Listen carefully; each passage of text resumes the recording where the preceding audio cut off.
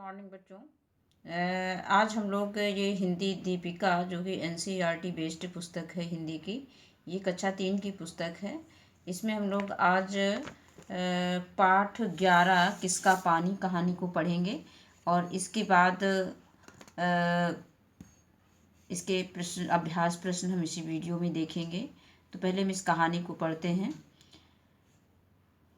परिचयात्मक प्रश्न। पानी कौन कौन से स्रोतों से प्राप्त होता है? क्या जंगल के जीव भी जीवित रहने के लिए पानी का प्रयोग करते हैं?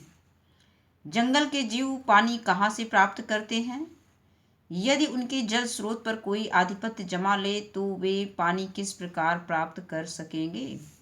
प्रतिबिंब। बालकों को प्राकृतिक वस्तुओं को मिल बांट कर प्रयोग करने की भावों की प्रेरणा देना। और इसका परिकल्पना। क्या आपने पशु पक्षियों में पानी के लिए विवाद और उसके निपटारे की कहानी पढ़ी या सुनी है? तो चलिए हम लोग इस कहानी को पढ़ते हैं। किसी समय की बात है, एक विशाल जंगल में अनेक प्रकार के पशु पक्षी रहते थे। उन्हें किसी चीज़ की कमी ना थी, बस एक कठिनाई उनके सामने थी। जंगल में केवल एक ही पोखर था। यूं तो पोखर बहुत विशाल था, परंतु उसे लेकर पशु पक्षियों में विवाद था।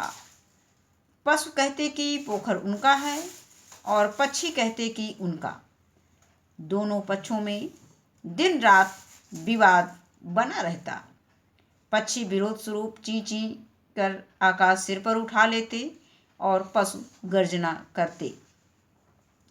इस पर उनके अपने अपने तर्क थे। पक्षी कहते थे कि पोखर पहले उन्होंने ढूंढा, इसलिए उस पर उनका अधिकार बनता है, जबकि पशु यही तर्क देते। कभी कभी उनमें झगड़ा इतना बढ़ जाता कि दोनों ओर से अनेक मारे जाते और घायल होते। जंगल में खोंगर नाम का चतुर चमगादड़ था। जिस पक्ष की जीत होने लगती वह उसी में जा मिलता। पशुओं को वह कहता कि देखो मेरे दांत हैं, इसलिए मैं पशु हूँ। इसी प्रकार पक्षियों से कहता कि देखो मेरे पंख हैं, इसलिए मैं पक्षी हूँ। इस प्रकार उसकी मौज मस्ती में कोई कमी ना आती। वह दोनों पक्षों को बेवकूफ़ बनाता रहता था। एक दिन खोंगर की यह चाल दोनों पक्षों को पता चल गई। उन्होंने उसे इतना मारा खदेड़ा कि वह डर कर किसी गुप्त अंधेरे कोने में जा छिपा।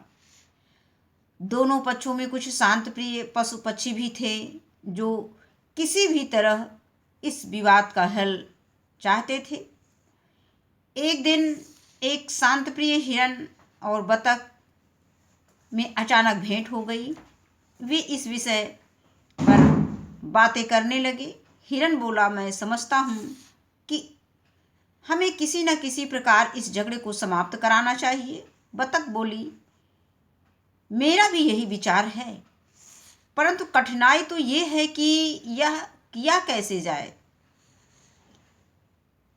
दोनों काफ़ी देर तक इस विषय पर अपने अपने सुझाव देते रहे और इस परिणाम पर पहुँचे कि दोनों अपने अपने समूह में जाकर यह घोषणा करेंगे कि दूसरा पक्ष शांति के लिए बातचीत करना चाहता है।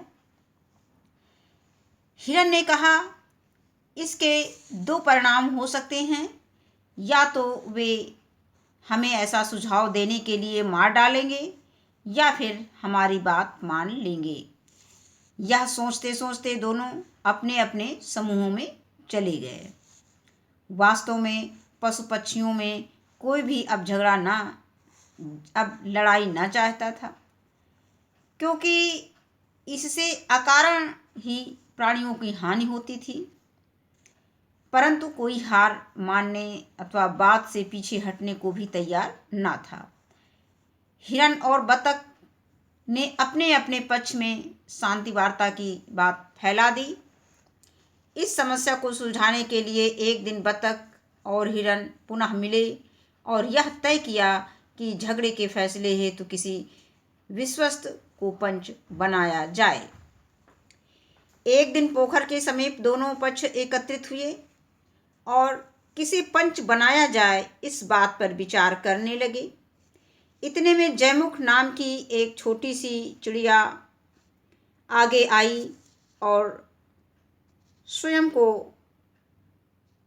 पंच घोषित करके पेड़ की ऐसी डाल पर बैठ गई जहां से दोनों पक्ष साफ साफ दिखाई पड़ते थे। वह बोली, पक्षियों की गति पशुओं से तीव्र है, वे पल भर में ही उड़कर यहाँ से वहाँ पहुँच जाते हैं, अतः पोखर उन्हीं का होगा। जयमुख के समीप खड़े भालू को इस पर गुस्सा आ गया। देखते ही देखते पुनः दोनों पक्षों में कहासुनी होने लगी। किसी प्रकार हिरन ने पशुओं व बतख ने पक्षियों को शांत किया। हिरन बोला, हमें ऐसा पंच चाहिए जो निष्पक्ष बात कहे, जो झगड़े का ऐसा हल निकाले जो दोनों पक्षों को स्वीकार हो। थोड़ी हिचकिचाहट के बाद एक गौरैया उठी और जहाँ जयमुख बैठी थी वहाँ बैठकर वह जोर से बोली, मेरी बात सुनिए, मैं अपने विचार से आप सबको अवगत कराना चाहती हूँ। सभी उसका विचार सुनने के लिए शांति से उसकी ओर देखने लगे। गौरैया बोली, मैं आप सबका बहुत सम्मान करती हूँ और चाहती हूँ कि सभी परस्पर प्रेम पूर्वक रहें। वास्तव में पानी तो प्यासे का ही होता है, उस पर किसी का एकाधिकार नहीं होना चाहिए। जब किसी पक्षी को प्यास लगे तो वह पानी पी ले और जब किसी पशु को प्यास लगे तो वह पानी पी ले। गौरैया की बात सुनकर सभी के चेहरों पर उल्लास फैल गया। उन्होंने तालियां बजाते हुए गौरैया के वर्णन का स्वागत किया। यह फैसला बिल्कुल सही था और सबने गौरैया को बहुत बहुत धन्यवाद दिया। ये जो है नागालैंड की को लोक कथा पर आधारित है। इसके बाद हम इसी वीडियो में इसके अभ्यास प्रश्न देख लेते हैं। तो इसमें पहला प्रश्न दिया गया है कि सही विकल्प के आगे सही का निशान लगाइए। पहला प्रश्न दिया गया है कि जंगल में एक आ ऑप्शन दिया है साधु रहता था, बा ऑप्शन है विशाल पोखर था और सा ऑप्शन है पागल हाथी था। तो यहाँ पे बा ऑप्शन सही हो जाएगा कि विशाल पोखर था। पोखर मीन क्या होता है, तालाब होता है, और इस पर हम सही का निशान लगा देंगे इसके सामने जो बॉक्स बना हुआ है। दूसरा प्रश्न दिया गया है कि जंगल के पोखर पर अपना आधिपत्य प्रकट करते थे। पहला आ पशु, बा पक्षी और सा पशु और पक्षी। तो इसमें ये सा ऑप्शन सही हो जाएगा, पशु एवं पक्षी दोनों जो है जंगल के पोखर पर अपना आधिपत्य प्रकट करते थे। अब तीसरा प्रश्न दिया गया है कि जंगल में खूंगर नाम का एक गीदड़ था, नंबर बा चमगादड़ था और नंबर सा अजीब पक्षी था। तो इसमें बा ऑप्शन सही हो जाएगा, ये चमगादड़ था, खूंगर नाम का एक चमगादड़ था। नंबर 4, खूंगर पक्षियों के में किस आधार पर स्थान पा लेता था। नंबर आ दांत होने के कारण, नंबर बा पंख होने के कारण और नंबर सा चीख पाने के कारण।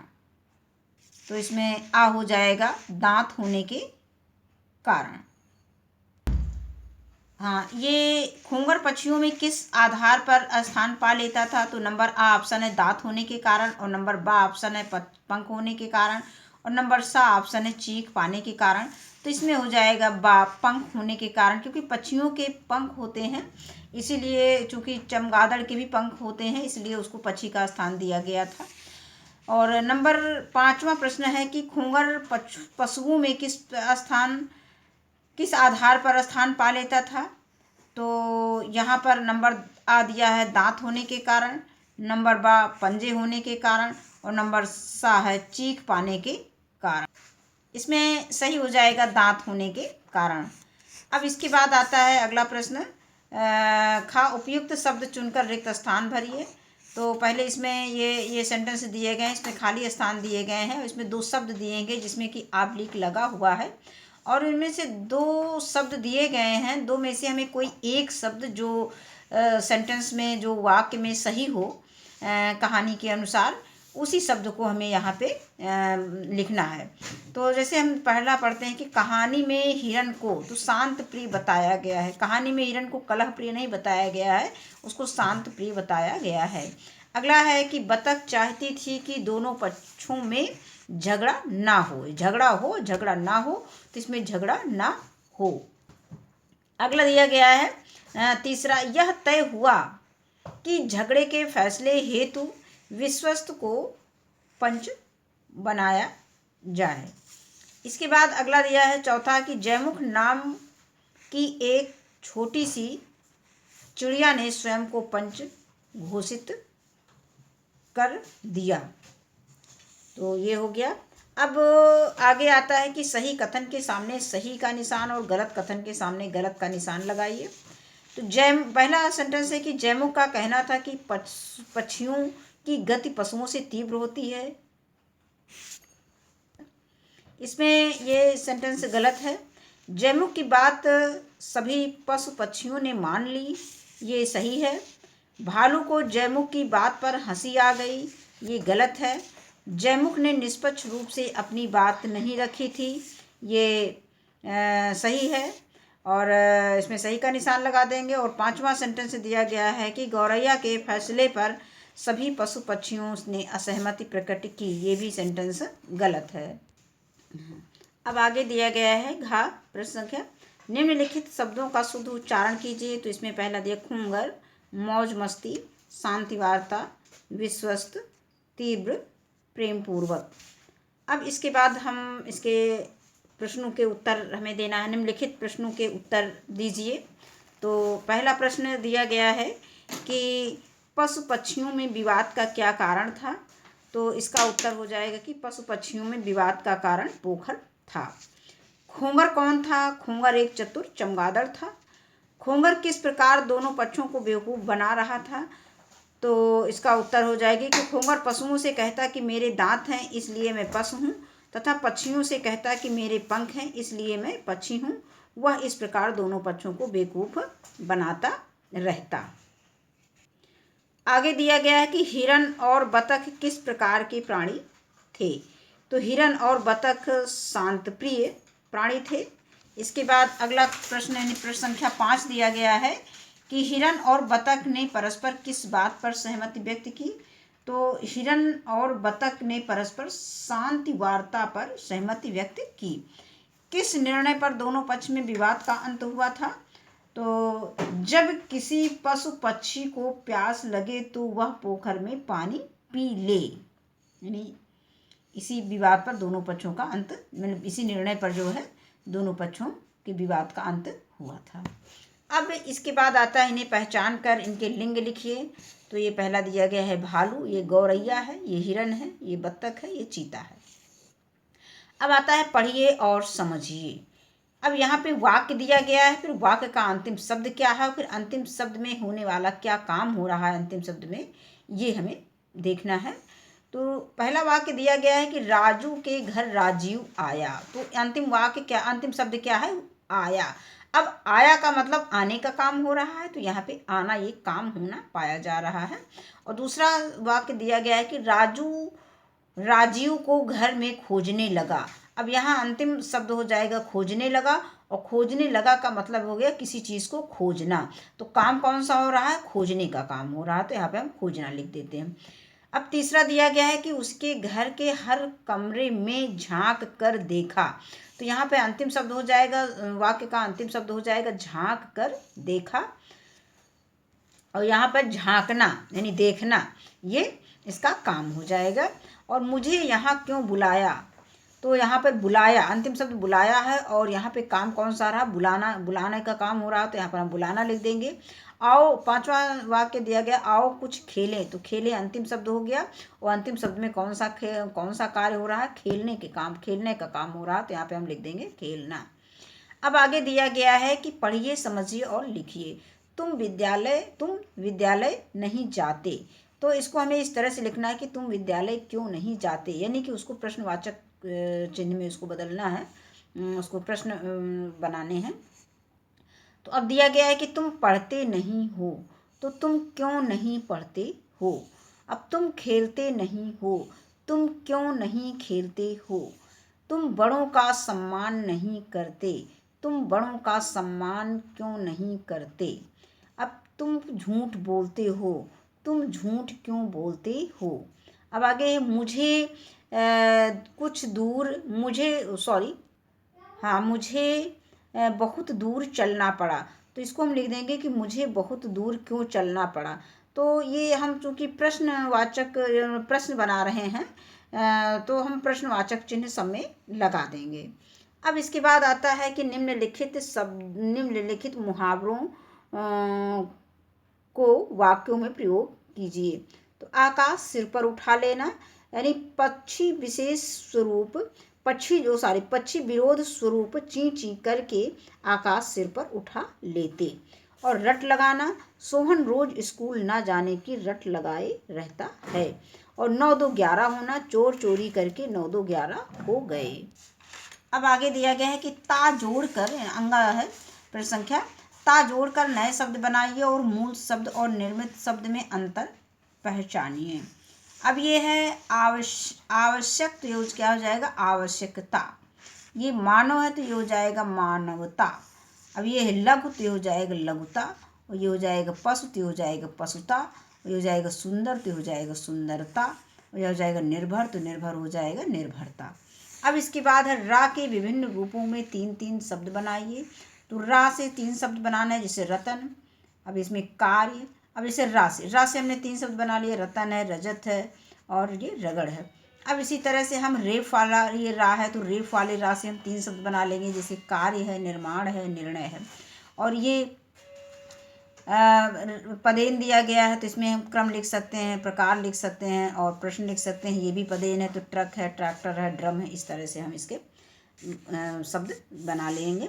अब सही वर्तनी वाले शब्द पर सही का निशान लगाइए। तो ये दिया गया है घोषणा, घोषणा और घोषणा और घोषणा। तो ये पर यहाँ पर ये सा ऑप्शन सही हो जाएगा, तो इसमें सही का निशान लगा देंगे। कठिनाई, कठिनाई, कठिनाई, तो यहाँ पर ये सा ऑप्शन सही हो जाएगा, कठिनाई। अब यहाँ पे अगला दिया है शांति प्रिय, शांति प्रिय और शांति प्रिय। तो यहाँ पे सही ऑप्शन हो जाएगा शांति प्रिय, यानी बा ऑप्शन। फिर तालियाँ, तालियाँ, तालियाँ, तालियाँ, तो ये सही हो जाएगा। ये दिया गया है तालिया, तो तालिया नहीं होगा, ये तालियाँ होगा। अब यहाँ पे सा ऑप्शन सही हो जाएगा, इसमें सा पे सही का निशान लगा देंगे। इसके बाद आता है 5वां गौरैया, गौरैया, गोरैया। तो शुद्ध है इसका गौरैया। तो यहाँ पे हम गौरैया के सामने बॉक्स जो बना हुआ उस पर सही का निशान लगा देंगे। आज की वीडियो में बस इतना ही बच्चों, धन्यवाद।